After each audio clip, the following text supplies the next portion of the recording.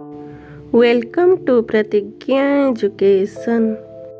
पिलामाने आज आमे स्वाधीनता दिवस उपरे 10 धाड़ीर रचना लेखिबा। तेबे चलो आउ डेरी न करी एथर भिडियोटी को आरंभ करिबा। स्वाधीनता दिवस आम देश भारत पई एक महत्वपूर्ण दिन अटे। एहा आम देशर एक जातीय पर्व अटे। प्रतिवर्ष अगस्ट मास 15 तारिख दिन स्वाधीनता दिवस आम देश रे बड़ धूमधाम रे पालन करा जाए।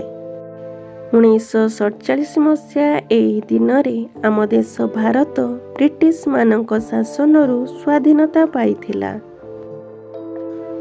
स्वाधीनता पूर्वरु भारत ब्रिटिश मानक द्वारा प्राय 200 वर्ष धरी शासित होइथिला। महात्मा गांधी, नेताजी सुभाष चंद्र बोस, रानी लक्ष्मीबाई, भगत सिंह आदि महान विप्लवी उद्यम और बलिदान जोगु आम देश स्वाधीनता पाइला।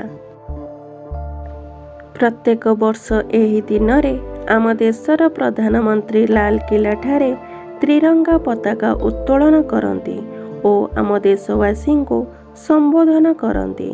शिक्षानुष्ठान तथा अन्यान्य सरकारी और बेसरकारी अनुष्ठान मानकरे एही दिवस पालन करा जाए। एही दिन आम देशर लोक शहीद मानक बलिदान को मने पकांती और जातीय संगीत गान करती। भारतर स्वाधीनतार सुरक्षा करिबा भारतीय मानकर प्रथम और परम कर्तव्य। Thanks for watching my video.